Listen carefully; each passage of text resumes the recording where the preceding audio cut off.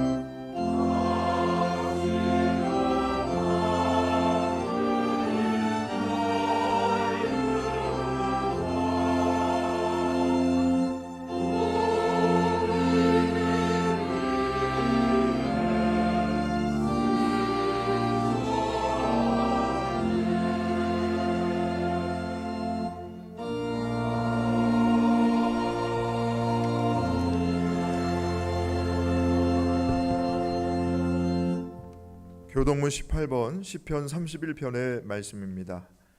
여호와여, 내가 주께 피하오니 나를 영원히 부끄럽게 하지 마시고 주의 공의로 나를 건지소서.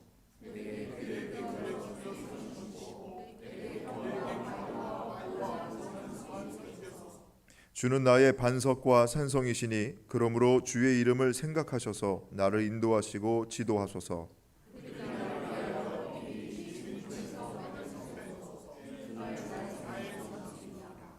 내가 나의 영을 주의 손에 부탁하나이다. 진리의 하나님 여호와여, 나를 속량하셨나이다.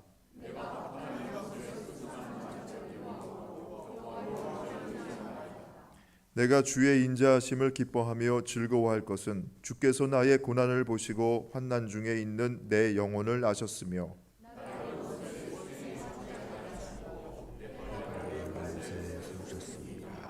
아멘. 하나님은 통회하는 마음으로 나오는 사람들을 물리치지 않으십니다. 이제 우리들의 죄를 뉘우치고 고백합시다.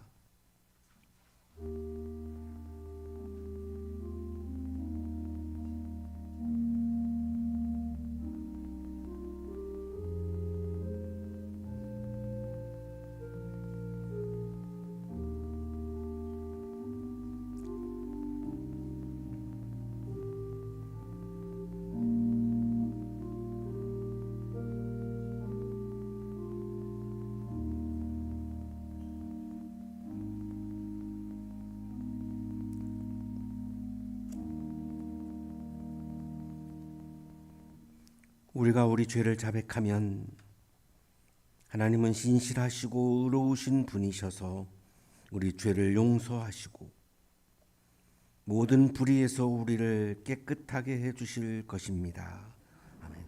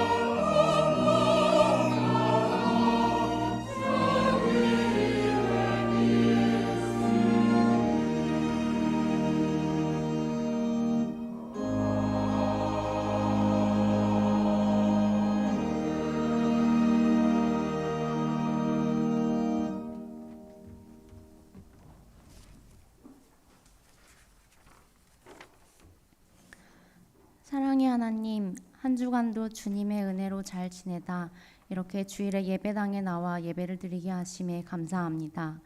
시간을 구별하여 주님 앞에 나오는 이 시간이 참 귀하고 저희가 하나님의 자녀임을, 예수 그리스도를 삶의 주인으로 모시는 그리스도임을 다시금 생각해 봅니다. 지난 한 주 동안 어떤 일이 있었든 지금 이 시간 이곳에서 주 하나님만을 경배하고 찬양하기를 원합니다. 주님이 예배 가운데 함께 해주세요. 하나님, 주 너희 하나님을 사랑하고 그리고 내 이웃을 내 몸과 같이 사랑하라고 하셨습니다. 과연 지난 삶 가운데서 얼마나 주변의 이웃들을 돌보았는지, 가족과 친구, 직장 동료, 또 그 외 함께하는 모든 이들에게 사랑을 얼마나 베풀었었는지 되돌아봅니다. 나 자신만을 생각할 때도 많았고 지치고 바쁜 일상 가운데 주변을 둘러볼 여유조차 갖지 못했음을 고백합니다. 예수님께서는 정말 당신의 몸을 버리면서까지 저희를 사랑해 주셨는데 저희는 그 사랑을 받기만, 때로는 그 받은 사랑조차 잊어버리곤 했습니다. 이 시간 회개하오니 저희의 연약함을 불쌍히 여겨주시고 저희의 메마른 심령 가운데 주님의 사랑으로 가득 채워주시옵소서. 그래서 봄의 기운이 만연해져가는 따뜻한 이 봄날에 사랑의 실천을 외치는 우리 한양대학교회의 성도답게 이 땅에 진짜 봄을 가져오는 저희가 되길 원합니다. 하나님, 십자가에 죽기까지 복종하신 그리스도라는 제목으로 말씀 전해주실 이천진 목사님을 위해 기도합니다. 목사님께 영육간의 강건함을 허락하여 주시고 선포되는 말씀마다 성령님 역사하시어 저희가 하나님을 더 알아가는 시간이 되게 해주세요. 또한 함께 사역하신 오정현 목사님께도 성령 충만함을 허락하시사 한양대학교회의 모든 청년들이 믿음으로 담대하게 이 세상을 살아내는 역사가 있게 해주세요. 오늘 또 천사의 목소리로 하나님께 찬송을 올려드릴 칼로스 성가대도 축복하시어서 그 찬양이 하나님 앞에 향기로운 제물이 되길 원합니다. 오늘의 이 예배와 한양대학교회를 위해 곳곳에서 섬기시는 모든 손길을 하나하나 기억해 주시고 주님의 일을 위해 수고하는 그 모든 시간과 정성이 천국에서는 큰 상급이요 이 땅에서는 그리스도의 향기가 될 줄 믿습니다. 하나님, 이제 말씀을 듣습니다. 이 말씀을 들을 수 있다는 게 결코 당연한 것이 아니고 오직 주님의 은혜임을 기억하며 주님께서 오늘 저희 각 사람에게 주시고자 하시는 말씀을 다 듣는 역사가 있기를 소망합니다. 우리의 모든 것 되어주시는 예수 그리스도의 이름으로 기도드렸습니다. 아멘.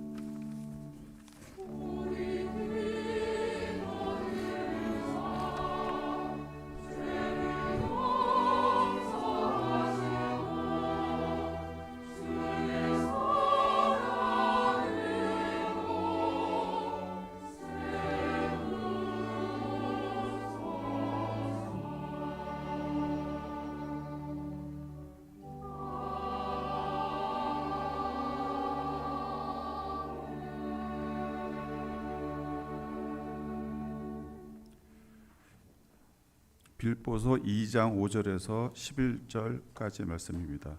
여러분 안에 이 마음을 품으십시오. 그것은 곧 그리스도 예수의 마음이기도 합니다. 그는 하나님의 모습을 지니셨으나 하나님과 동등함을 당연하게 생각하지 않으시고 오히려 자기를 비워서 종의 모습을 취하시고 사람과 같이 되셨습니다. 그는 사람의 모양으로 나타나셔서 자기를 낮추시고 죽기까지 순종하셨으니 곧 십자가에 죽기까지 하셨습니다. 그러므로 하나님께서는 그를 지극히 높이시고 모든 이름 위에 뛰어난 이름을 그에게 주셨습니다. 그리하여 하늘과 땅 위와 땅 아래에 있는 모든 것들이 예수의 이름 앞에 무릎을 꿇고 모두가 예수 그리스도는 주님이시라고 고백하여 하나님 아버지께 영광을 돌리게 하셨습니다. 서신서의 말씀입니다.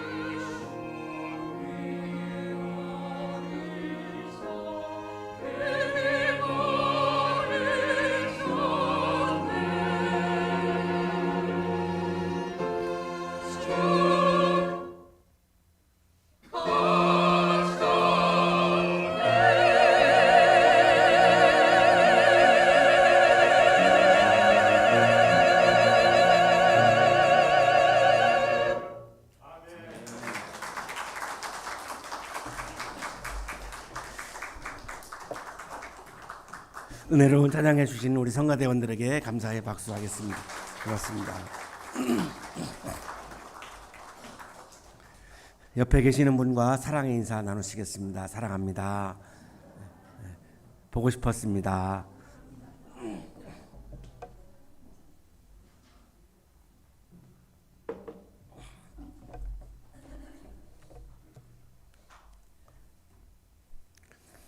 독일은 제1차 세계대전에 패배하면서 국가적인 위기를 맞이합니다. 이때 등장한 사람이 이제 아돌프 히틀러라고 하는 사람이고 1933년 1월에 이제 집권에 성공을 합니다. 나라를 다시 재건하기 위해서 독일 교회에 제안을 합니다. 교회와 국가가 같이 협력해서 나라를 다시 세우자라고 제안을 합니다. 이때 이 목회자 대다수는 히틀러가 독일 교회랑 같은 편이구나 이렇게 생각을 했습니다. 그래서 흔쾌히 그 제안을 받아들였고 또한 히틀러를 믿었습니다. 이때 독일 교회 그리스도인들은 히틀러를 지지하고 나섰는데 이 히틀러를 지지한 사람들을 가리켜서 도이체 크리스텔리해 독일 그리스도인 이렇게 부릅니다. 그러니까 제국교회에 속해 있는 이제 독일 그리스도인들입니다. 시간이 흐르면서 이 독일 그리스도인들이 예수님보다 히틀러를 더 숭배하게 됩니다. 지금 그 깃발을 보고 계시지만 십자가 한 가운데 그 나치의 그 표시가 있고요. DC 저게 도이체 크리스텔리에라고 하는 의미를 갖고 있는 깃발인데 세례에 대한 그 당시 이 독일 그리스도인들에 대한 이해는 내가 세례를 받으면 예수님 안에 내가 잠기는 것이 아니라 히틀러의 세계관 안에 내가 잠기는 것이다 이렇게 고백을 하면서 세례를 받습니다. 그러니까 이게 제국교회에 속해 있는 독일 그리스도인들의 이제 신앙이었던 겁니다. 이 나치 지도자인 로젠베르크는 그 당시 있었던 이제 기독교회들을 나치 교회로 전환하는 작업을 시작합니다. 그래서 국가교회를 위한 강령 30개를 이렇게 만드는데 두 가지만 소개하겠습니다. 14조 국가교회는 독일 민족에게 총통의 나의 투쟁이 모든 문서 가운데 가장 뛰어난 문서로 결정되었음을 선언한다. 히틀러의 자서전인 나의 투쟁이라고 하는 문서가 성서보다 더 우선한다. 이렇게 강령에다가 씁니다. 18조 국가교회는 제단에서 모든 십자가와 성경과 성화를 치울 것이다. 나치가 더 예수님보다 더 중요하고 히틀러가 예수님보다 더 우리들의 숭배 대상임을 명시하는 그런 30개 강령을 만듭니다. 굉장히 노골적인 그런 작업이었습니다.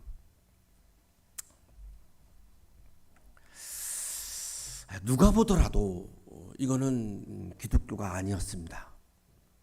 그러나 대다수의 독일 그리스도인들은 여기에 협력하고 동조했습니다. 도저히 동조할 수 없는 두 신학자가 있었는데 이제 칼 마르트라고 하는 사람하고 보네퍼라고 하는 이 두 신학자가 바르멘 선언을 발표를 한 겁니다. 이건 기독교가 아니라고, 이건 신앙이 아니라고, 이건 우상 숭배라고. 그래서 이제 보네퍼가 처형을 당했고 칼 마르트는 스위스로 이렇게 망명을 합니다. 우리 한국의 그리스도인들은 일제에 대해서 불복종하는 것이 선이었습니다. 또 독재에 대해서 내가 불복종하는 것이 또한 선이라고 하는 경험도 가지고 있습니다. 그래서 이 복종이라고 하는 것에 대해서 굉장히 반감을 가질 수밖에 없었습니다. 지금도 아마 굉장히 이 복종이라고 하는 단어에 대해서 굉장히 반감을 가지고 있을 것입니다. 독일 그리스도인들은 아주 쉽게 히틀러에게 복종을 했습니다. 우리는 사실은 이 복종이 잘 되지 않는 우리 국민들입니다. 역사 때문에 그렇죠. 또 일부 건강하지 않은 목회자들이 목사에게 복종하라고 또 강요했습니다. 굉장한 저항감이 있는 거죠. 내가 예수님에게는 복종하겠지만 내가 왜 목사에게 복종해야 되는데? 라고 하는 저항감이 생길 수밖에 없습니다.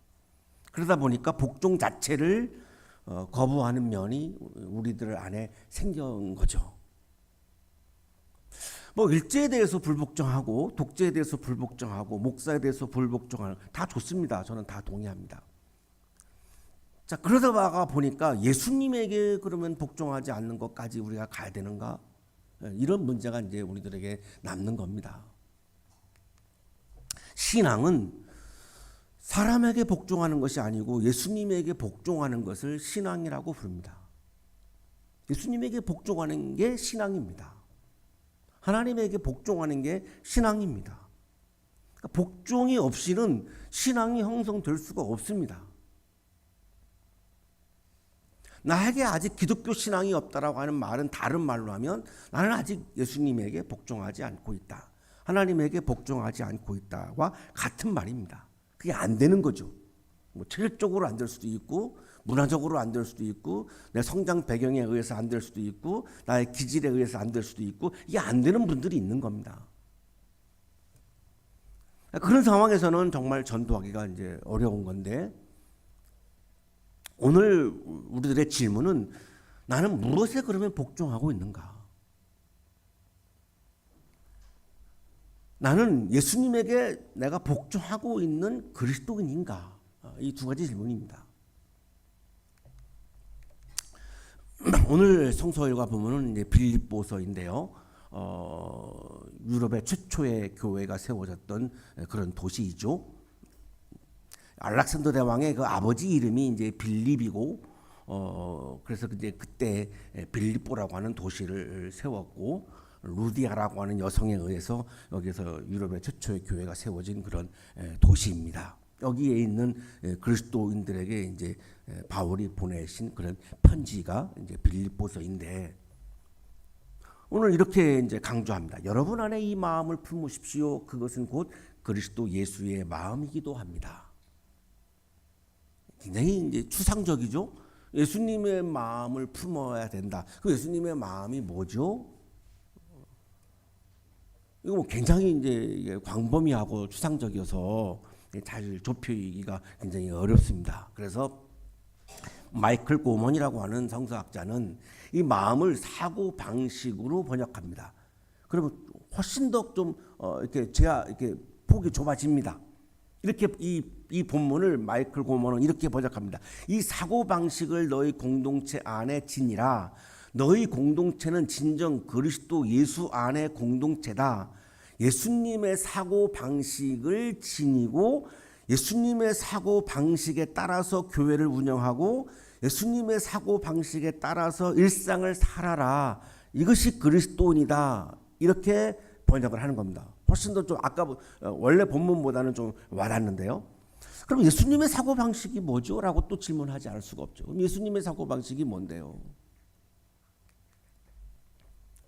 바울은 예수님의 마음, 예수님의 사고 방식을 이제 강조했는데 그 이유는 예수님의 생각, 예수님의 판단, 예수님의 결정, 예수님의 삶의 이야기 이거는 다 예수님의 사고 방식에서 나왔다고 보는 겁니다.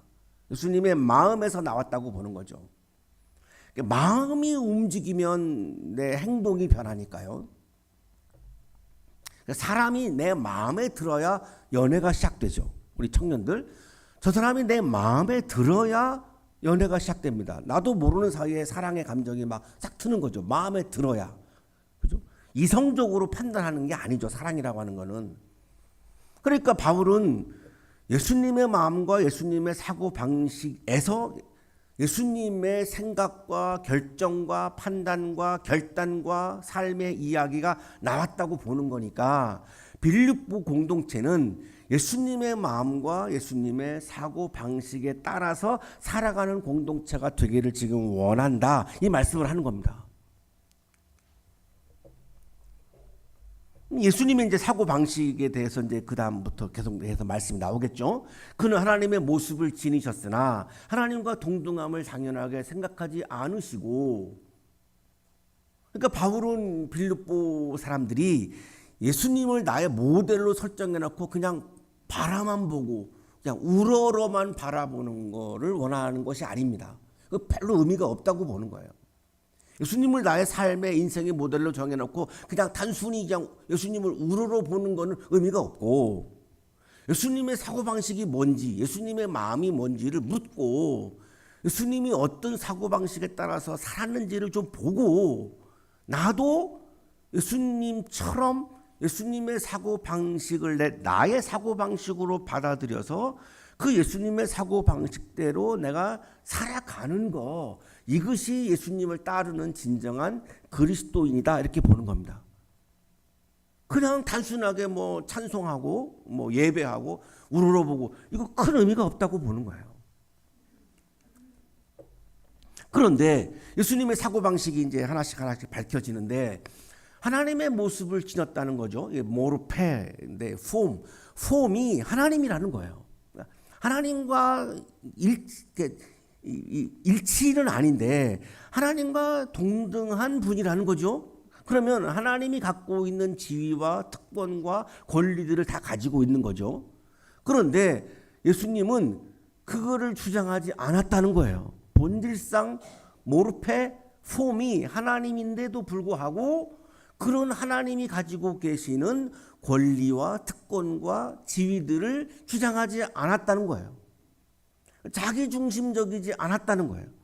예수님의 사고방식은 자기중심적이지 않았다는 거예요. 왜? 예수님은 하나님의 방식을 따르려고 결단하셨기 때문에 자기중심적으로 내가 존재하면 하나님의 방식을 따를 수가 없어요. 내 방식이 더 중요한 거니까. 그러니까 자기중심적인 상황에서는 신앙을 가질 수가 없다는 거죠. 여러 번 강조했습니다만 이기적인 마음으로는 신앙을 가질 수가 없습니다. 어떻게 같습니까? 신앙이라고 하는 것은 내가 하나님의 사고방식에 내가 복종하는 건데, 자기중심적이라고 하는 것은 내 방식을 내가 주장하는 건데, 이게 하나님의 사고방식을 따를 수가 없는데 어떻게 신앙이라고 말할 수 있겠습니까? 그래서 사도 바울은 여러분이 모여서 빌립보 교회에서 모여서 찬송 부르고 뭐 예배 드리고 좋은데 그거 왜 하는 건데? 그걸 하는 이유는 하나님의 사고방식에 따르는 결단을 하기 위해서 찬송도 하고 예배도 드리는 건데, 예배까지만 하고 그 다음부터 내 사고방식을 주장하고 하나님의 사고방식을 따르지 않는다면 그걸 어떻게 기독교 신앙이라고 말할 수 있는가? 지금 이 얘기를 하는 거죠.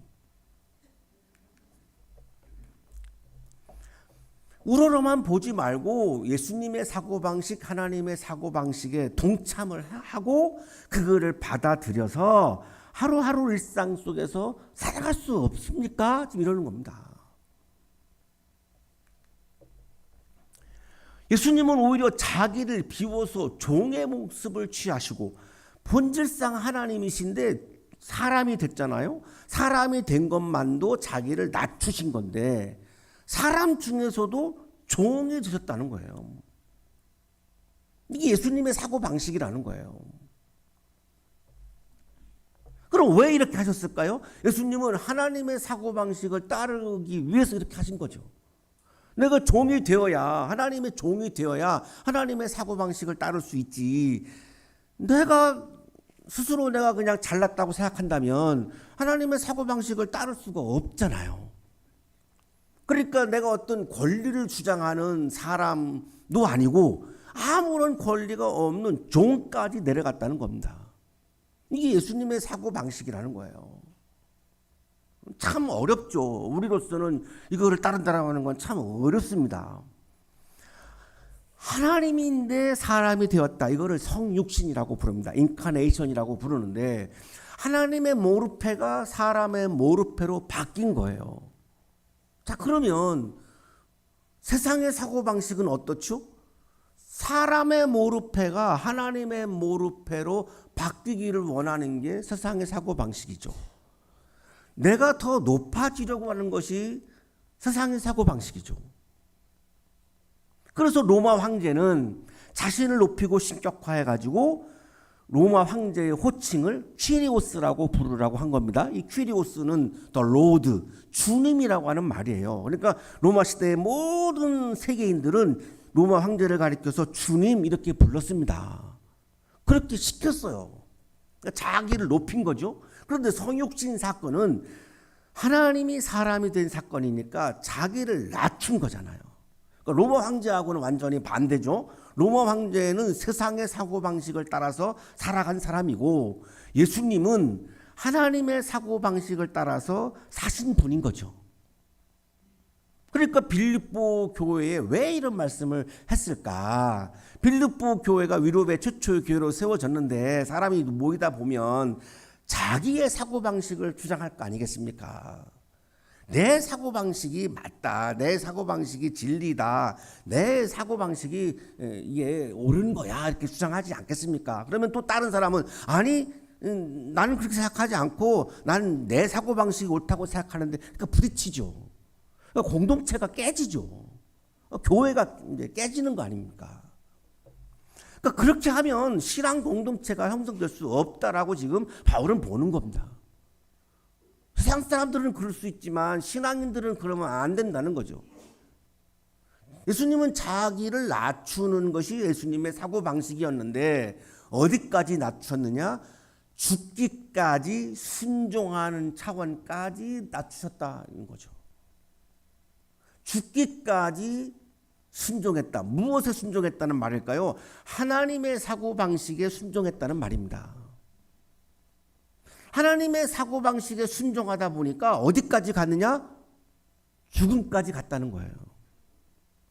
자, 왜 그랬을까요? 이게 굉장히 중요한 포인트인데 로마 황제는 세상의 사고방식을 따라서 자기를 높였고 이것이 로마의 나라를 세운 거죠. 근데 예수님은 하나님의 사고방식을 따르다 보니까 로마의 나라가 중요한 게 아니고 하나님의 나라가 중요한 겁니다. 그러니까 하나님의 나라를 강조하셨잖아요. 하나님의 나라를 강조한다는 말은 로마의 나라를 부정한 거잖아요. 그러니까 로마 입장에서는 가만 내둘 수가 없어요. 그런데 예수님이 그냥 단순한 지혜자로 혼자서 학문을 했다면 안 죽였겠죠. 많은 대중들이 예수님을 따랐거든요. 문제는 여기에 있습니다. 많은 이스라엘 사람들이 유대인들이 예수님을 따르고 동조하니까 정치적으로 위협을 느끼는 거죠. 그래서 결국은 로마가 예수님을 죽인 거죠. 처형한 거죠. 유대 종교자들은 그냥 이용한 거고 이 죽임의 주체는 로마 제국이 죽인 거죠. 왜 죽였습니까? 예수님이 하나님의 나라를 말 안 했다고 한다면 안 죽였을 거예요. 그럼 하나님의 나라를 왜 말씀하실까요? 하나님의 사고방식에 순종하려니까 얘기 안 할 수가 없던 거죠. 하나님의 사고방식에 순종했기 때문에 죽임을 당한 거죠.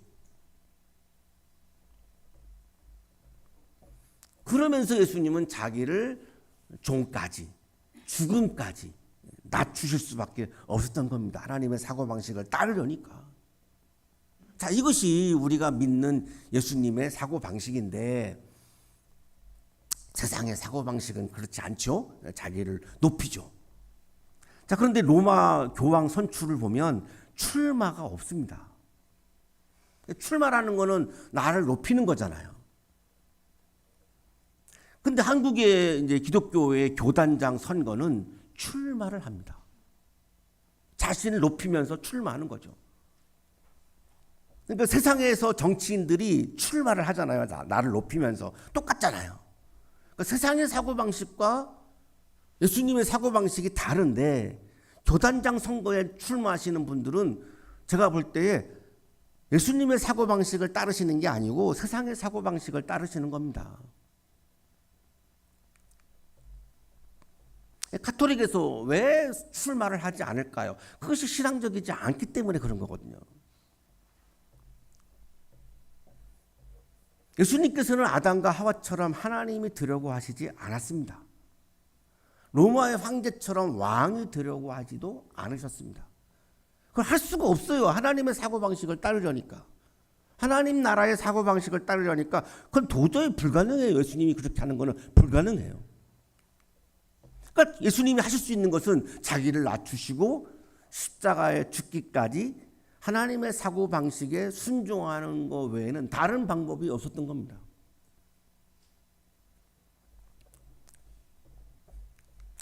자, 순종이라고 하는 말은 이제 그리스어 히페쿠스, 히브리어 샤마, 쉐마가 이 샤마에서 온 말이죠. 이 히브리어 샤마를 옮긴 말인데 나를 드리는 것을 의미합니다. 그러니까 자기 부정, 자기 부인인데 내 사고 방식을 다 하나님께 드려야 내가 하나님의 사고 방식을 따를 수 있으니까 내 사고 방식을 다 하나님께 그냥 드린 거를 순종이라고 말하는 겁니다. 순순히 따르는 거예요. 순순히 따른다라고 하는 말은 내가 동의한다는 말입니다. 이게 내가 하나님의 사고방식을 따르는 것에 대해서 내가 이성적으로도 다 동의가 될 때에 하는 게 순종이라고 하는 단어입니다. 개역개정 성서는 복종으로 번역하고 있습니다. 순종은 내가 동의를 해서 내가 따르는 것이고 복종은 나의 의사와 관계없이 따르는 겁니다. 나의 의사와 아무 관계가 없어요. 복종에서의 복은 엎드릴 복이 아니고 옷복입니다. 그러니까 옷과 몸이 하나가 되어서 따른다 이런 의미예요. 내 의사와 관계없이 그냥 당연히 그냥 따른다는 겁니다. 그러니까 순종보다는 복종이 더 따르는 정도가 더 세다고 볼 수 있는 거죠. 그래서 우리 오늘 새 번역은 순종이라고 번역을 하고 있고 개역개정은 복종이라고 번역을 하고 있는데 오늘 설교 제목은 그래서 그냥 복종으로 그렇게 했는데요. 신약주석가 김도현 교수는 이 8절을 주석하면서 한국교회를 위해서 이렇게 권고합니다. 진정 선교적 교회가 되길 원한다면 우리 안에 스며 있는 제국적인 모습을 제거해야 한다. 내가 높아지려고 하는 것을 제거해야 된다. 그런 말이죠. 그리스도의 진정한 겸손을 다시 채워야 한다. 무너져 가고 있는 한국교회가 살아나는 길은 예수님의 사고방식, 예수님의 겸손을 다시 우리가 받아들여야지만 가능하다. 이렇게 지금 말하는 겁니다. 문제는 이게 어렵다는 거죠. 세상의 사고방식은 나를 높이는 거니까요. 우리가 세상에 살고 있잖아요. 지금 하나님 나라에 살고 있는 것이 아니라 세상에 살고 있기 때문에 이게 매우 어렵습니다. 이게 우리들의 고민인 거죠.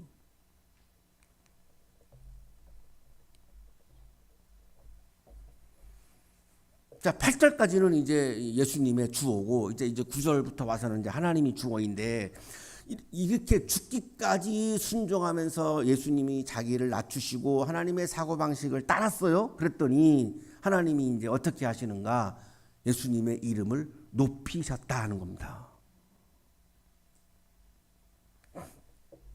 예수님의 이름을 높였다라고 하는 말은 죽으셨죠? 죽임을 당하셨죠? 무고한 자의 이 고난 이야기가 그냥 결론일 수 없다는 거죠. 하나님에게는 반드시 이 무고한 자의 고난 이야기 다음에 반드시 정의를 세우는 또 정의가 승리하는 이 장면이 반드시 남아있다는 겁니다. 하나님에게는. 이걸 하나님이 지금 이제 써 내려가시는 건데 예수님의 이름을 높이셨다는 겁니다. 이 이름을 높였다라고 하는 말은 지위와 권한을 주셨다는 겁니다.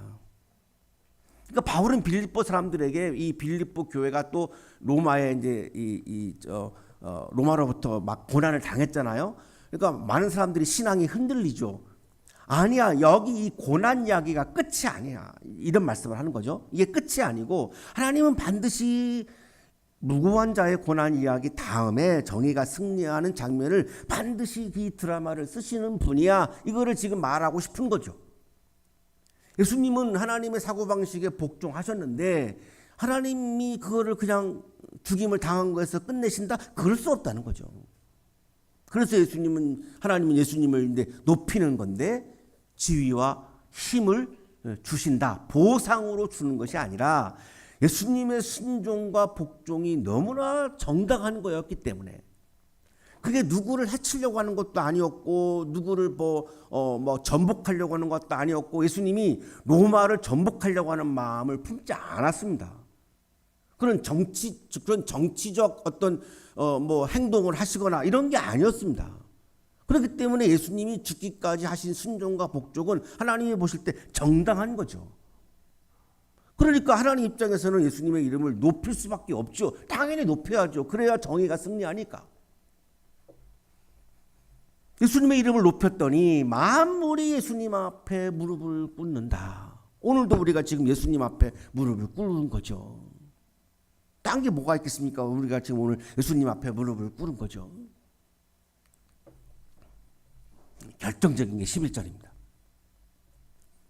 모든 사람이 예수 그리스도가 주님이라고 고백한다. 자, 여기 주님이 바로 퀴로스입니다. 로마 황제의 칭호입니다. 로마 황제가 주님이 아니고 예수 그리스도가 진정한 주님이라고 고백하게 된다.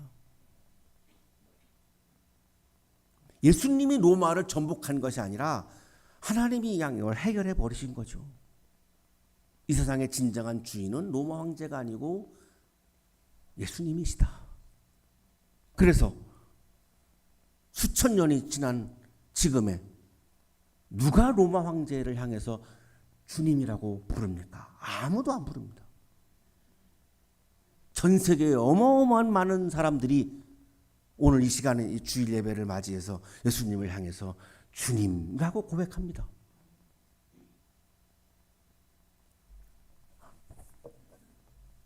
하나님이 그렇게 하신 거고 이 빌립보서 2장에 나오는 말씀대로 그대로 이루어졌죠. 그래서 오늘 본문을 그리스도 찬가라고 부릅니다.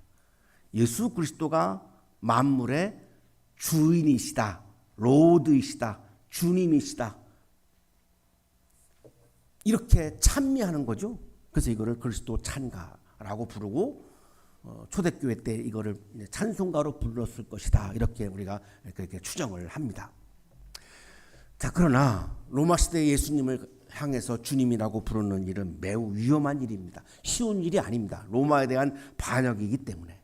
그럼에도 불구하고 바울은 빌립보 사람들에게 로마의 영광을 위해서 살지 말고 하나님의 영광을 위해서 살라고 강조합니다. 사람의 영광을 위해서 사람에게 복종하는 것이 신앙이 아니고 하나님의 영광과 하나님의 나라를 위해 하나님의 방식에 복종하는 것이 신앙이라고 강조하는 겁니다. 첫 번째 우리가 질문을 했었는데요. 나는 예수님에게 복종하고 있는가? 어렵습니다. 어렵지만 그거를 해내지 아니하면 내가 신앙의 세계에 들어가기가 어렵습니다. 로마의 방식은 자기를 높이는 건데 이건 쉽죠. 우리가 누구나가 다 알 수 있습니다. 이건 그리스도인이 아닌 사람들도 다 아는 겁니다. 자기를 높이는 게 얼마나 쉽습니까? 근데 하나님의 방식은 자기를 낮추는 건데 이게 어렵습니다. 그러나 그렇게 해야지 하나님의 나라가 이루어집니다. 신약주작가 마쿠스 보고는 예수님의 죽음에 대해서 설명을 하면서 예수님이 스스로 죽은 것이 아님을 강조합니다. 예수님은 스스로 자살하지 않았다는 거죠. 그럼 예수님의 죽음의 주체는 누구냐? 정치 권력, 로마의 정치 권력, 유대 종교 지도자, 종교 권력에 의해서 살해당했지 않느냐? 이거를 좀 주의 깊게 보라라고 그렇게 권면합니다. 역사 속에서 예수는 그냥 죽지 않았다. 그는 살해당했다. 그것도 범죄자나 암살자에게 살해당한 것이 아니라 공권력, 제국 권력과 거기에 부역하는 종교 권력의 결탁에 의해 처형되었다. 그러면서 마쿠스 보고는 예수님께서 우리를 위해서 대신 죽으셨다라고 하는 이 점보다 더 중요한 것이 있다고 강조합니다. 예수님은 하나님의 나라를 위해서 죽으셨다는 겁니다. 하나님의 나라를 위해서 하나님의 사고방식을 받아들이고 하나님 나라의 사고방식을 받아들여서 하나님 나라를 주장하다가 보니까 죽임당했다. 맞는 말이죠. 당시 십자가형은 제국의 권위에 조직적으로 도전한 죄수를 응징하기 위해 로마가 사용한 처형 방식이었다. 예수님이 하나님 나라를 얘기에 언급하지 않았다면 로마는 예수님을 죽일 이유가 하나도 없었다는 겁니다. 그러니까 결국 예수님이 죽임을 당한 핵심은 하나님의 사고방식을 따랐기 때문이다. 지금 이거를 마쿠스 보고 설명하는 겁니다. 로마 제국과 하나님의 나라가 충돌하는 상황에서 예수님은 하나님의 방식, 하나님의 나라의 방식을 따랐기 때문에 처형당했다. 그러면서 이제 세 사람의 예를 마쿠스 보고가 드는데요. 자, 보네포 예를 듭니다. 보네포는 누구를 대신해서 처형당한 것이 아니라는 거죠. 독일인들을 향한 사랑 때문에 처형당했습니다. 하나님 나라 때문에 처형당한 거죠. 마틴 루터 킹 목사님이 흑인들을 대신해서 죽으신 게 아니죠. 맞습니다. 대신 죽은 게 아니에요. 흑인들을 향한 사랑 때문에 희생당한 거죠. 엘살바도르의 오스카 로메로 신부님 대주교, 엘살바도르의 가난한 민중들을 위해서 대신 죽은 것이 아니었어요. 그 가난한 민중들을 사랑했던 거죠. 그래서 정권에 의해서 암살을 당하고 죽임을 당합니다. 타자를 향한 사랑 때문에 희생당한 거죠. 하나님께서는 이 세 사람에게 죽음을 희생 제물로 요구하지 않으셨다는 겁니다. 너 목숨을 나한테 바쳐라고 요구한 적이 없다는 거죠. 하나님이 우리를 향해서 너 목숨 나한테 내놔 이런 하나님이 아니라고 지금 마쿠스 보고는 강조하는 겁니다. 우리를 얼마나 사랑하는데 내 목숨을 내놓으라고 하시겠는가. 하나님이 나의 생명을 풍성하게 해주시는 게 하나님인데. 인용하겠습니다. 예수도 마찬가지 이유로 자신의 삶을 희생했다. 그는 자신의 삶을 하나님께 선물로 바쳤다. 하나님이 요구해서가 아니라 그가 하나님의 나라 새로운 세상을 향한 하나님의 갈망으로 충만했기 때문이다. 마쿠스 부고의 마음속에는 하나님 나라에 대한 갈망, 하나님 나라에 대한 사고방식, 하나님의 사고방식이 충만했기 때문에 기꺼이 목숨을 내놓으셨던 것이다. 사랑하는 한양 가족 여러분, 예수님께서는 하나님의 방식에 복종했습니다. 하나님 나라를 위해서 자신을 낮추는 삶을 사는 것이 자신의 생명보다 더 귀한 일이라고 생각하신 겁니다. 이런 신앙에서 십자가 사건이 일어난 거죠. 이 세상에 살면서 세상의 방식보다 하나님 나라의 방식을 따르는 것은 매우 어려운 일입니다. 고통스럽기까지 합니다. 어렵고 힘들어도. 예수님의 고난은 바로 그런 고난이었겠죠. 어렵고 힘들어도 하나님의 방식을 따르는 삶을 우리가 살아갈 때에 하나님의 높이심과 정의의 승리와 따뜻한 하나님의 나라를 경험할 수 있습니다. 하나님의 방식과 하나님 나라의 방식에 복종하는 영성이 충만하시기를 간절히 축원합니다.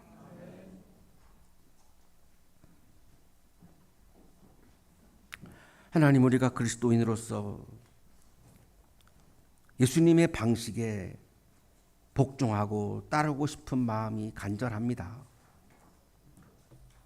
하나님의 방식과 하나님 나라의 방식에 복종하고 싶은 마음이 간절합니다. 하지만 현실 속에서 매우 어렵습니다. 세상의 한복판에서 숨을 쉬며 살고 있기에 세상의 사고방식에 따르는 것이 너무나 자연스러운 일이기 때문에 하나님의 방식과 하나님 나라의 사고방식에 따르고 복종하는 것이 너무나 어렵습니다.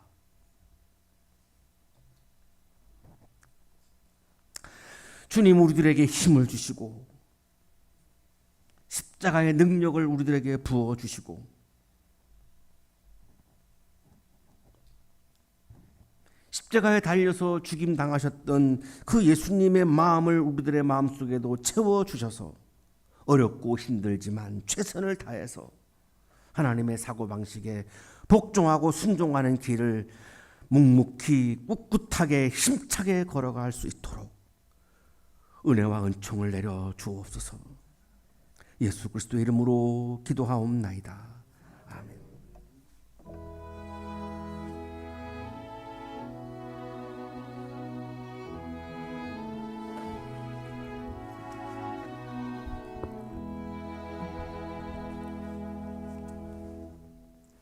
자, 교회 소식 전해드리겠습니다. 자, 오늘은 사순절 여섯째 주일이자 종려 주일입니다. 다음 주일은 부활절입니다. 자, 해당 성서 일과 본문은 사도행전 10장 34절에서 43절까지의 말씀입니다. 저희 본문 가지고 담임 목사님께서 부활의 반전, 역전, 충전이라는 제목으로 설교해 주실 텐데 주중에 성경 본문 묵상하시고 예배 참석하시기 바랍니다. 또 부활절 맞아서 감사 예물 봉헌하실 수 있도록 오늘 주보에 감사헌금 봉투 함께 넣어드렸습니다. 자, 이번 주 4월 18일 금요일 저녁 7시에 성금요일 예배가 이곳 다섬채플 예배당에서 있습니다. 이 부활절 앞두고 고난주간 이 끝자락에서 사순절 그 십자가 위에서 예수님이 하신 7가지 말씀 묵상하면서 부활의 기쁨으로 은혜를 이어가시기를 바랍니다. 자, 오늘 거룩한 독서 모임 12시 40분부터 세미나실에서 진행하고 청년교회 모임은 예배 후에 신교실에서 갖도록 하겠습니다. 오늘 예정되어 있던 기획위원 회의는 다음 회기로 수년하도록 하겠습니다.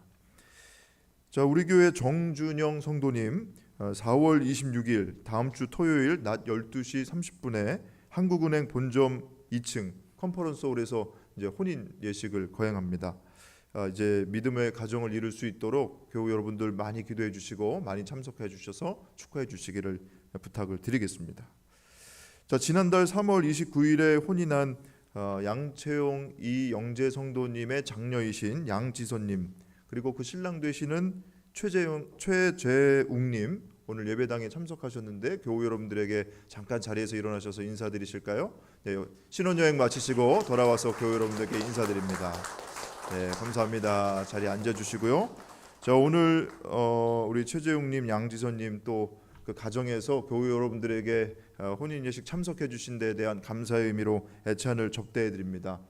메뉴는 제가 듣기로는 잔치국수와 김밥과 떡과 그 외에 맛있는 여러 가지를 준비하셨다고 하니까요. 교우 여러분들 맛있게 드시고 또 경사를 맞은 가정과 또 신혼 부부 위해서도 계속해서 기도해 주시기를 부탁을 드리겠습니다.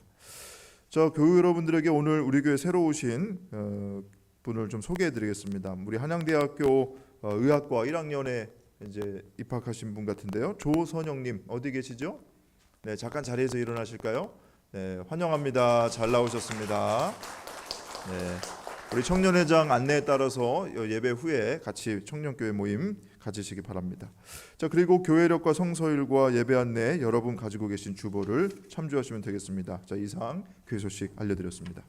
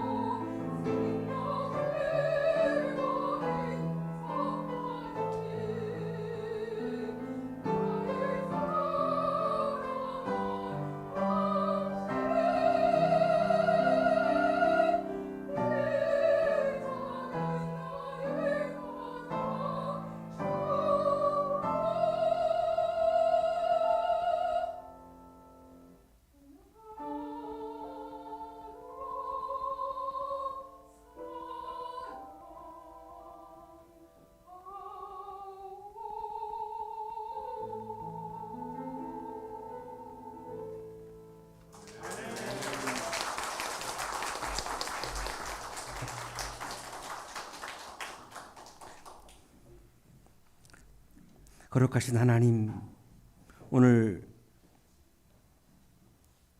자신을 낮추는 예수님의 삶을 따르는 삶에 관하여 다시 한번 용기를 내게 해 주셔서 감사합니다. 감사의 마음을 이 시간 예물과 찬양에 담아 올려 드리오니 기쁘게 받아주시고 찬양과 예물을 드리는 손길 위에 크신 은혜를 부어 주옵소서. 예수 그리스도 이름으로 기도하옵나이다. 아멘.